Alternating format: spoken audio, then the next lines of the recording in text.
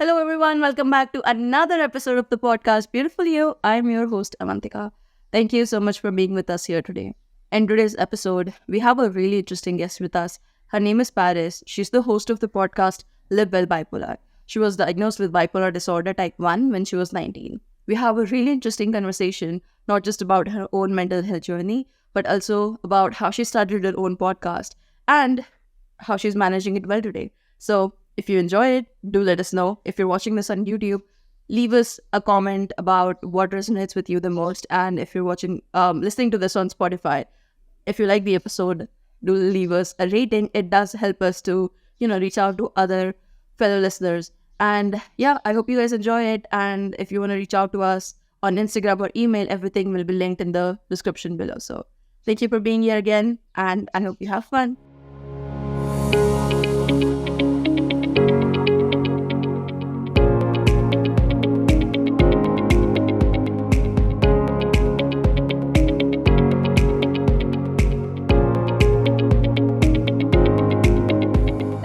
Welcome back to another episode of the podcast, Beautiful You. I'm your host, Avantika. Today, we have a beautiful guest with us. Her name is Paris Prynkiewicz. She's the host of top 2% globally ranked podcast called Well Bipolar. She's the best-selling author of a memoir called Crooked Illness, Lessons from Inside and Outside Hospital Walls. She was first diagnosed with bipolar disorder type 1 at 19, and she went back to work at the same hospital she was a patient at when she was 22. She is a speaker for NAMI, and she has been featured on ABC 15, BP Hope Magazine, and over 50 podcasts sharing her experiences living with bipolar and how it is possible to live well with bipolar. Welcome, Paris. Thank you so much for being here today. Avantika, thank you so much for having me. I'm so excited to get into this conversation with you after talking with you yesterday and sharing your story on my podcast. So I can't wait to just talk about whatever it is that you want to ask. I'm very glad that you're here and we're recording this episode today.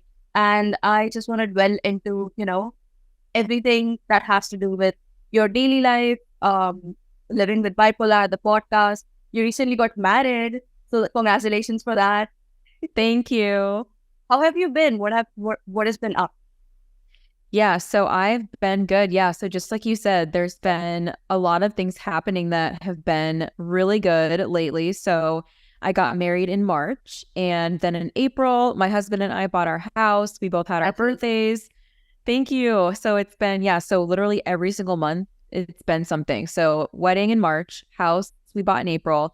Then in May through June, we did our honeymoon. So we went to Italy, Greece, and Paris. And then in July, I came back. Well, we were back end of June, but started a new job in July. So basically all of 2023 has been new beginnings. And I'm super excited just to kind of get into that, because something else that I've been working on too is getting back to the podcast, because I did take a little break with the wedding, just getting prepared for that, moving, the honeymoon, all of that stuff. And it's super nice to do that, just to kind of give yourself time to just be in the moment with what's going on, be fully present for that time, instead of, constantly like I'm going to do this, or I'm going to, do this episode, or all these things are coming up. So really giving yourself that time to be present in the moment. And I would say lately I've been focused on getting back to work with NAMI, getting back into volunteering, getting back into just sharing a little bit about my experiences, and just some different events for sharing my book and different things like that. But yeah, other than that, I'm super excited to be here and speaking with you today. That is wonderful. That is a lot of things, and I'm genuinely so happy for you. And I hope the rest of the year is even more amazing. Congratulations on the wedding. And I saw the Instagram pictures from your honeymoon. They look amazing. So yeah. Oh, thank you. Thank you. Yeah, it was my first time in Europe. So we went to, it was Florence, Venice, and Rome, and then Milos, Mykonos, Santorini, and Paris. And it was super cool because me and my sisters were all named after cities. So I'm Paris, and then Sydney, Vienna, and Milan are my sisters. So I did stop in Milan on the way to go to Italy. So it was cool to just kind of see more of the world and just get a different experience and just learn new culture and, be in different environments. So it's a really, really cool experience. That is wonderful. So I wanted to ask, to start off with, how did Live Well Bipolar, your podcast, come into existence? Yeah, that's a really good question because for me, I started the podcast in February of 2020. So it was literally, you guys, right before the pandemic started. And I actually started the podcast initially to tell my story for the first time, to talk about my experience being diagnosed with bipolar. I was diagnosed at 19 years old. And then I went back to work at the same hospital where I was a patient at when I was 22. So I wanted to share what my experience has been like being on both sides, right? So what is it like to be a patient in the system and then also go back and work there to learn more about how to help others in that way. And that's really what I did. So I started the podcast, and for the OG listeners, it was Crooked Illness because I did not know what to call it. I was like, I just hit record. I downloaded this app called Anchor and I just hit record and I said, I'm just going to talk about a little bit of my story.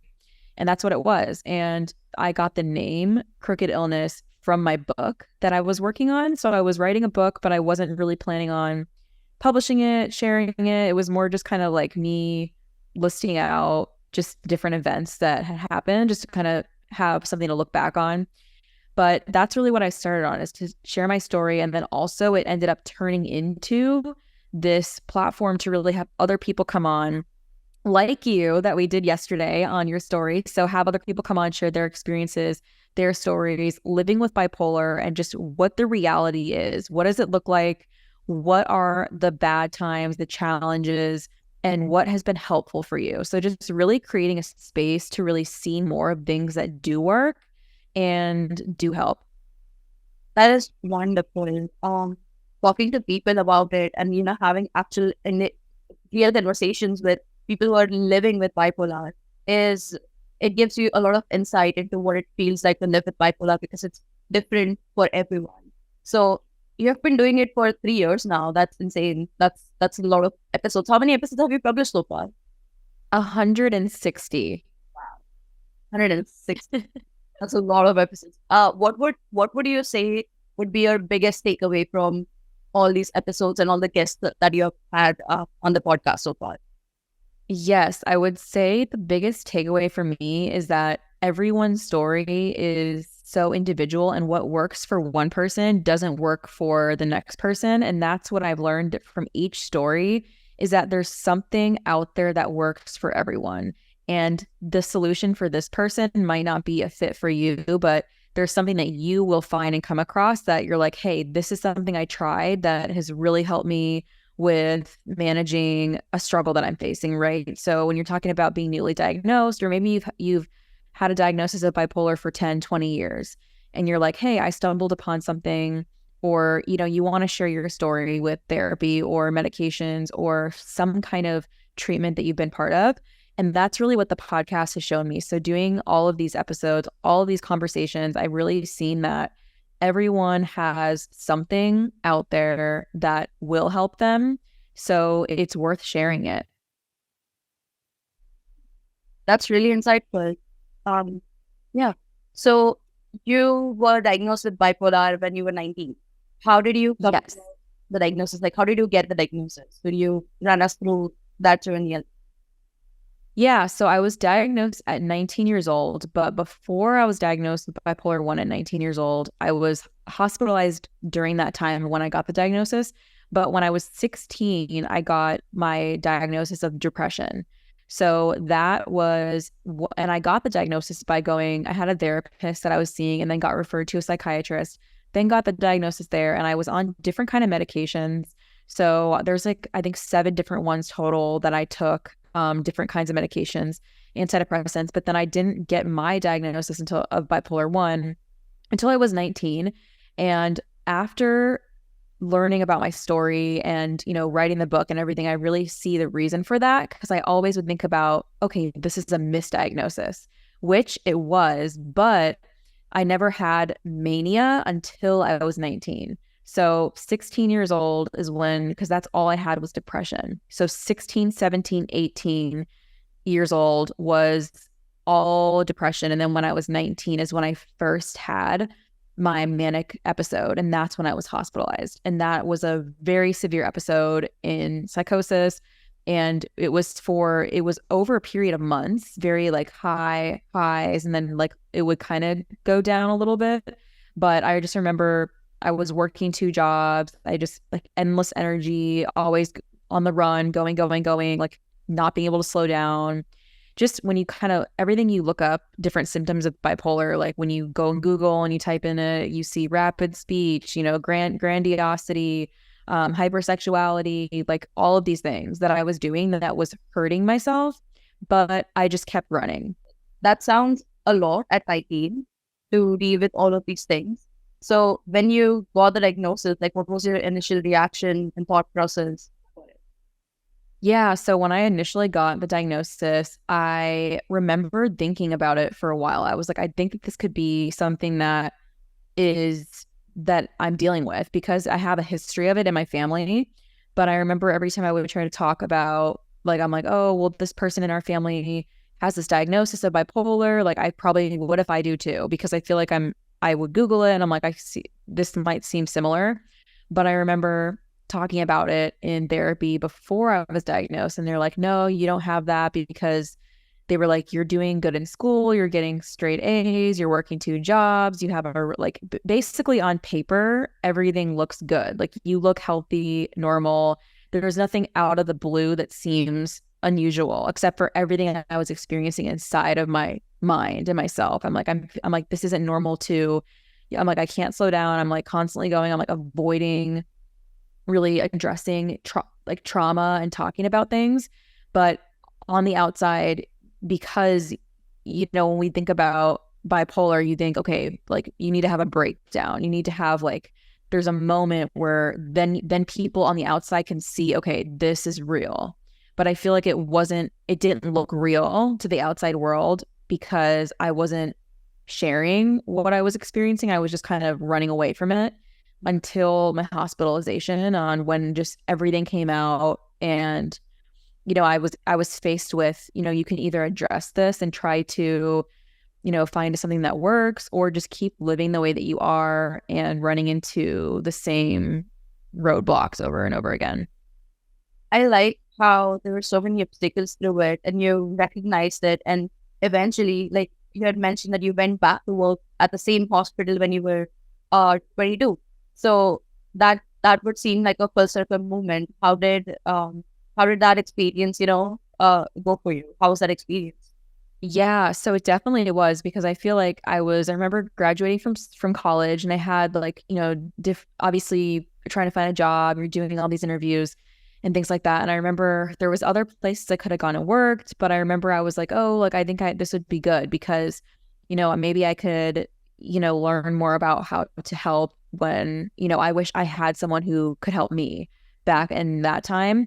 So I really enjoyed it, because it was so nice to be able to work with people and just like see what their experiences are and try to give more resources. But for me, it was definitely difficult and challenging, because I was the youngest person there. People were, constantly just not happy with their job working there, because they were constantly burned out, overwhelmed, very stressed, because it's a job where there's high turnover, and like you could be a new person coming in, and they're like, here, you go talk to these people. And it was hard for me to because they would say, okay, this person's a member or like a patient, but I always wanted to call them by their name instead of just saying patient or this, because it was hard, because I was that person. I was one of those people. So I liked it because it was nice to be able to give encouragement to people who they're not usually given that, especially in a system like you're kind of like, okay, here's your medicine, here's your appointment. What are you it's very black and white. You don't really take the time to get to know the person and what they're passionate about, really get to hear them out, because you have so many people that you need to see and talk to. It's very limited. So I didn't really like that about it, but I feel like that's why I got into, and this is before I didn't tell my story or anything at this time. So I didn't do any of that until after. But I feel like that's what made me want to start the podcast. So I can say, okay, there has to be more out there. There has to be more people out there who have found things that work, because I was constantly seeing things that don't work, or like frustration, and like there just a lot of people like feeling like nothing's helping. And I could understand that, because that's how I felt when I was a patient, because you aren't really given the tools or anything to really heal and do it on your own. You're kind of, it's like a Band-Aid, like take this medicine, go to these appointments, and then that's it. So I wanted to learn more about how do you actually live well bipolar. And that's why I decided to create the podcast and then just learn more about it, because I just thought, I'm like, there has to be more out there. That definitely seems like a full circle movement. I'm so glad that you got that experience, and from that is how the podcast helped, because I did go through a lot of your episodes, and I can see that these are the things which actually make impact. The guests that you have on the podcast, they have a platform to share their experiences, and it is empowering not just for them but also other people who are part of the community. And it helps people have hope. Which brings me to my next question. I wanted to ask, when during the moments when when you were diagnosed, or you've been diagnosed for a while, and then there always like comes a moment where we start to sort of lose hope, when we don't find the right treatment for us, what doesn't work for us, because it's difficult to find the right treatment, the right support. What would you say to someone who has been struggling with finding the right treatment or the things that actually work for them? Yeah, so I would say that person to give yourself more grace, and really let yourself have the opportunity to understand that, because I know for me too, like it took me years, because part of what it was going on is I didn't really give myself the opportunity to even gain awareness into what I needed to work on. So I would say to that person who is in that position to really just get clear on where you are right now. Start with today, not with tomorrow. Start with where you are today, what you're dealing with right now. If it helps for you, write it out on paper, like every problem, every obstacle, every issue that you're comfortable putting down. And then what life do you want? Like you need to say like, okay, where do I want my life to go? What do I see my future? Like, what do I want it to look like? And even if you're like, this would never happen, I could never have these things, you still are available to do that. You just have to be able to create it and like kind of get clear on it. So I would tell that person to really just get it all out, get clear on it, get clear on what's going on right now, and then try to identify patterns, right? So for me, I had patterns of unhealthy relationships, really negative self-talk, just running away from things, going out, partying, drinking, and different things like that. So notice what your patterns are, and then how do you feel when you're actually happy? What are you doing? So just getting clear, getting the awareness, and then giving yourself the opportunity to go through that in the timeline that it's happening. It doesn't have to be in 1 year, I need my life figured out, or whatever it is, So just really giving yourself grace and the opportunity to find out what even is going to work for you. I wish I had told that to my younger self. Giving yourself grace and identifying the patterns is so crucial in this journey. I love how you touched upon both of it. Being patient with yourself, we had discussed it on your podcast earlier. It's, being patient with yourself is so important, and being compassionate and kind to yourself is so important during these things, because it's confusing and it's messy and it's chaotic at the start when you don't have the right treatment or don't understand what's happening. But yeah, start today and not tomorrow. I absolutely love that. Yeah, thank you. Giving yourself, that really resonated with me, honestly. I love that. So as someone with bipolar, I have seen that when I get too much euphoria from work, or if I'm achieving like one good thing and the next right thing or stuff like that, when I get like too much boost basically from my work, it might lead me into a hypomania, because of type 2. It might lead me into hypomania. So how do you manage those episodes during major life changes, like getting married, honeymoon, the podcast reaching new milestones, getting your book out, all of these things that you've achieved? How do you manage your episodes during these times? Yeah. So what really helps me is having the support, right? So first, the support starts with myself and then also with my support group. So my husband, family, my therapist, my doctor. So all of those people. And what really helps me too is like journaling. So every single day, like writing out how I'm feeling either this morning or from the day before, and then just having that to reflect back on. So that's really what has been like the most helpful for me is the big piece was the support piece.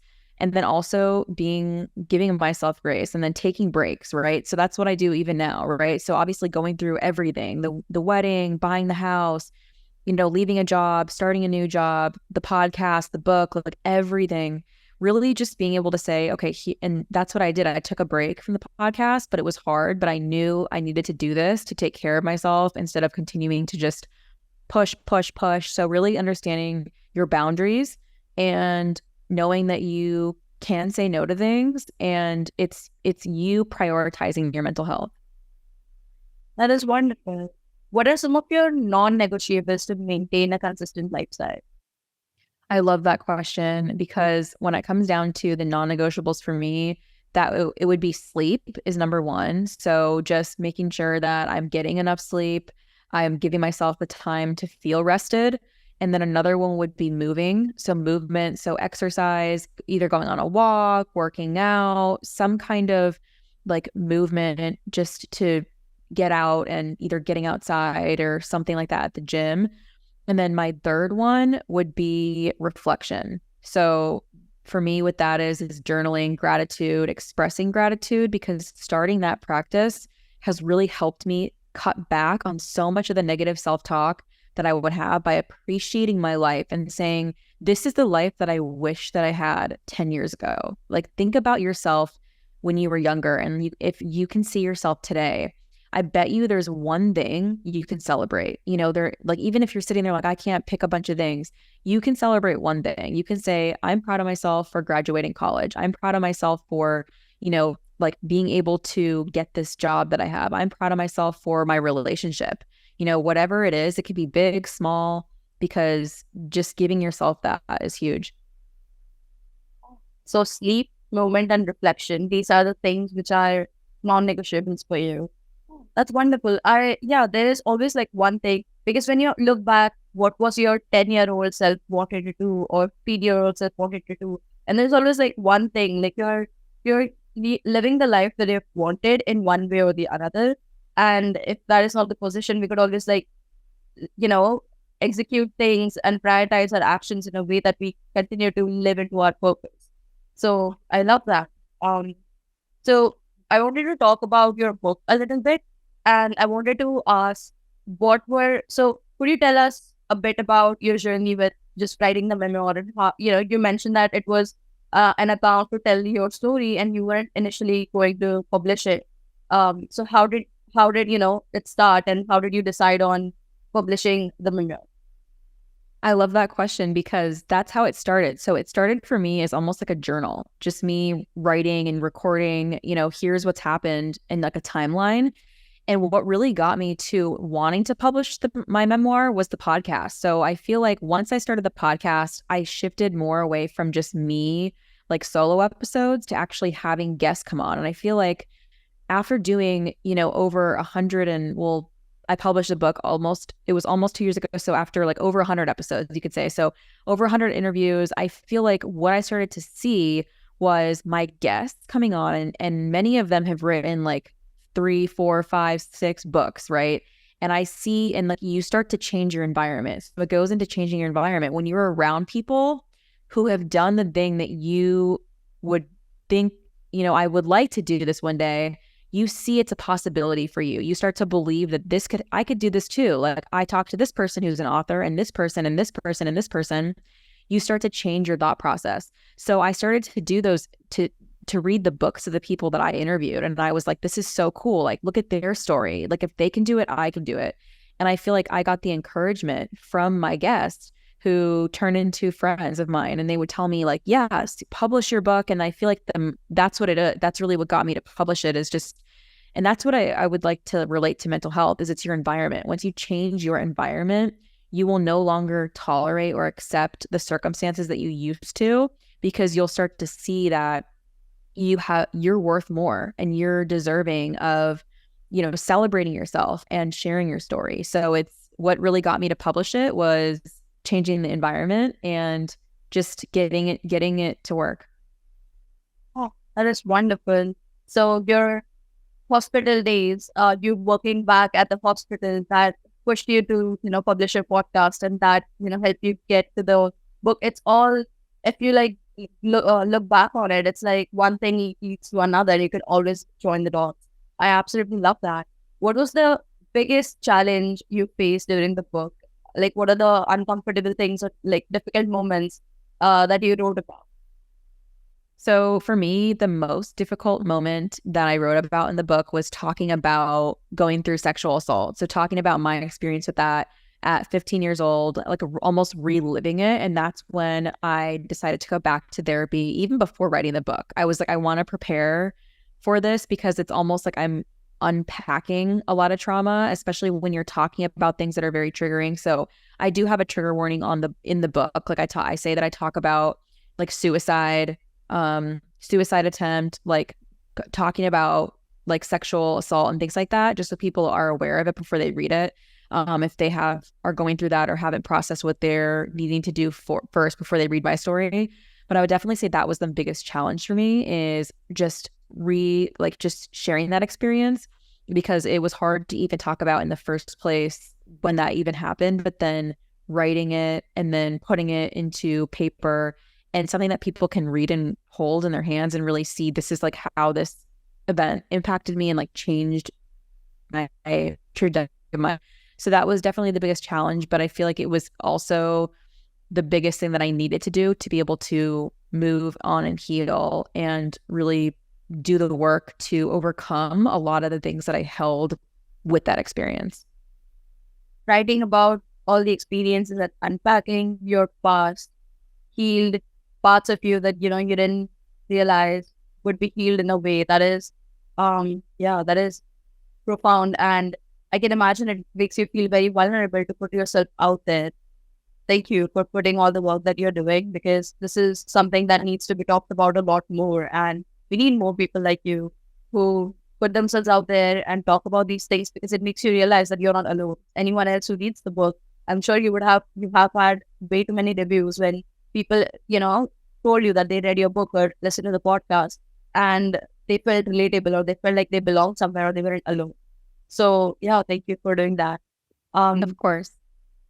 So in your book, you had mentioned an interview episode where you were asked, what does resilience mean to you? So I wanted to know more about that. Oh, I love that. And yes, so resilience to me means being able to, because I've heard this, the way people say it is bounce back. So you bounce back from what you were stuck in. So to me, being resilient means being able to get yourself unstuck from what you told yourself you couldn't get out of, or you couldn't change, or you couldn't move forward.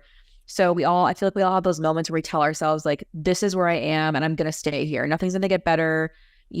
People don't care, or all these things that we can say. But for me, resilience is really being able to get yourself unstuck from what you are dealing with, struggling with, and really being able to look back and say, hey, here's the progress that I made. It means being unstuck. I love that. That's very profound. So throughout your process, you might have people who weren't particularly very encouraging of it, or maybe your self-doubt came into picture before starting, let's say, your podcast or the book. So how did you come across, how did you get over that self-talk, and how did you come across with like the things that you published? So how did you get over your self-doubt? Yeah. So what really helped me get over my self-talk was first understanding what it looked like. So I first needed to kind of write out the things that I was commonly saying, right? So, because I feel like a good way to look at it is I used to walk into a room, right? If I would go to like an event or something, or like even if it's like at school, or like when I was back in college or something, going into like a lecture hall or something, and maybe you're new, you don't know anyone, and my thought process would automatically be, everyone's judging me, constantly negative. So you walk in the room and it's like, you don't know anyone, they're all strangers. And you instantly go to, oh, like no one likes me. They're all judging me. Like my outfit looks weird. My hair looks weird. Something's wrong with me. They're not going to like me. And you almost like paralyze yourself with that. So that was what I started to recognize. And then really being able to change that to where now today, when I walk into a room, I see it as an opportunity to connect with new people. And then also the thing is too, is a lot of our thoughts and stories we tell ourselves, people don't know those and they don't know about it. So there's no truth to it. There's no like thing to back it and say, this is true. Like everyone in this room is against you or doesn't like you. And that's really the perception I had, because I feel like I was conditioned that way from being in a lot of like unhealthy relationships, not taking care of myself. And when you live that way for so long, that is the thought process you have. So what helped me get over that self-talk was first identifying, okay, this is what it sounds like. This is what I'm saying to myself. And then saying, what are the alternatives? What is, because everyone has their own thing they're going through, right? When you go into your room, maybe this person in this room, like you might think, oh, they don't like me or they hate me because something, right? And I still do this today. Like I'll stop myself, because an example you can even give is if you text someone, right? And you text someone and you say, oh, they haven't answered me all day. They probably don't like me, or they're mad at me, or they hate me or something. And then really, like I've had that happen, and someone will respond back and say, hey, so sorry, I missed this. I didn't mean to ignore you. I got caught up with this. And really that's the reality. But we tell ourselves something and we make it a reality when it's not.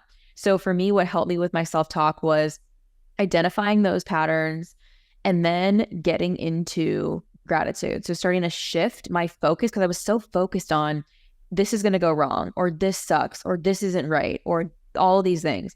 Instead of that, I started to shift my focus onto what is coming up that I'm excited for, what am I grateful for, what am I thankful for. So like simple things like having a house, having been able to go to school, and like the list gets, then as the more you do that, the list gets longer and longer. So really just starting there. First, identify how you're speaking to yourself. Start to come up with alternatives to that. And then give yourself the opportunity to celebrate yourself, celebrate your progress, and then acknowledge how far you've come and what you have coming up. I love how the shift is completely from your self-doubt to gratitude, because I just recently read that your brain can't have both anxiety and hope or like gratitude function at the same time. So if your anxiety and self-doubt is coming up, look for ways that you're grateful for, and that will calm the system down, your nervous system down.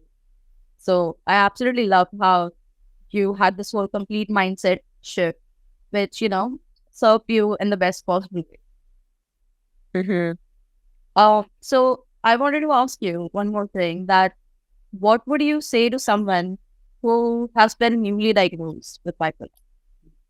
Yeah, so what I would say to someone who has been newly diagnosed is to understand how they feel. So I'd first ask them, like, what is your thoughts on this? Like, what do you feel about it? Because I know for me, I can share, hey, when I was first diagnosed, I was not sure. I didn't feel like I knew where to turn. I didn't feel supported. I didn't know if it was truly like what was going on or not. So I'd want to see where they're at and like how they feel about it. And then I would want them to know that this is something that everyone has something in their life, whether it's bipolar or another mental illness or something that they have in their life that is going to be there. It's going to be part of what makes up who they are as a person, but it's not everything. It's not going to eat up your entire identity. It doesn't have to be part of your identity. So instead of, saying, I have bipolar or I'm bipolar, you can say you live with it, or, being able to separate yourself from it. And then also there's things that you can do differently to take better care of yourself that I would have never even come across if I was never diagnosed bipolar. So I can say, this is also an opportunity for you to really put your mental health first and reevaluate the way you live your life to really have a better life in the first place. So you don't always have to look at it as a death sentence and something that is really, really bad, but also an opportunity for what can I do better or differently to really take care of myself in ways that I'm not right now. That is wonderful. It's one of the things that had helped me as well because I resonate with what you said. The inner talk. I never use the word I am bipolar. I would always say I was diagnosed with it or I live with it, or and maybe I would say I have bipolar, but I would never say I am bipolar because it's not a part of the identity. So the inner talk and the way you talk to yourself with regards to these things really determine how you are going to, treat yourself when it comes to an association with bipolar. And plus, if you get a diagnosis, it's just more information to help you understand how to treat yourself better. So I absolutely love that you mentioned about re-evaluating your priorities and putting your mental health first. It does not have to be a death sentence. Yeah, that is I really resonate with that. So is there anything else that I missed out on that you wanted to talk about, or wanted something to ask you about? So I would say, I think we really got covered it all, just like the whole timeline history. So I would say if there wasn't anything that we didn't touch on, I would think one of the things could be like how I live with bipolar today. So I think the biggest difference from like when I was first diagnosed to today is just really tracking my habits, which is something that I just started I've been doing it, but I haven't been recording it. So it's almost been a month, and I talk about this a little bit. I have an episode on my podcast about it, but why you should track your habits when you're living with bipolar. So, to help you with your sleep, to track your, are you getting enough water? Are you taking your medications? Are you reading? Are you listening to podcasts? Are you filling your mind with things that are going to help you? And just being able to see what you're doing. So you can look back and say, it's like little check boxes. So you can check the boxes and things like that. So I would say that is something that is a huge tool that's really helped me like this entire past month, just be able to have more insight into how I'm feeling and how I'm doing and everything like that. So that is wonderful. What are you most looking forward to moving forward? So I'm most looking forward to getting back to conversations like this, because I was gone for the wedding, for everything that we talked about earlier, like getting the house, honeymoon, new job, all those things that were different life changes. I'm super excited to get back into the podcast and having other people sharing their stories, having more conversations like these, because these conversations really have been a huge help to me, but also to people who can tap into them as well. So that's really what I'm excited about, is just getting back to the podcast, getting back to, more events. I know, just sharing my book with more people as well. So yeah, just, being able to talk more about these things, I'm super excited about. I am so excited to watch you grow as well. And I can't wait to consume more of your content.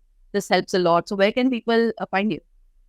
Yes. So you guys can find me. The number one place is Instagram. So it's Live Well Bipolar.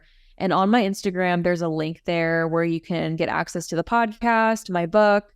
There's a little article just breaking down who I am, but we basically covered in this episode today. But that's the number one place to reach me, is in that Instagram. Shoot me a message. Everything is there. And I've really loved this conversation. I can't wait to have more. And that's where you guys can find me at Live Well Bipolar on Instagram. I'll be linking all our social media down in the description. Thank you so much, Paris, for your time. And thank you for being here. It was a wonderful time getting to know you and your journey. And I'm really excited to see what the rest of the year brings for you. Awesome. Well, thank you so much, Avantika, for having me on. It was so great talking with you and being able to be part of this conversation. Thank you. So thank you for everyone who has listened to this episode. We really appreciate it. If you want to reach out to me on Instagram, our Instagram is @beautifulyou.pod. And you can also reach us out on email. Everything will be linked in the description below. So if you're listening to this on Spotify, if you like this episode, do give it a review. And if you're watching this on YouTube, do comment down below what was your biggest takeaway from this episode. And yeah, all the links for Paris' social media will be down in the description. So you can check it out. And I'll see you guys next episode. I love you. Bye. Bye.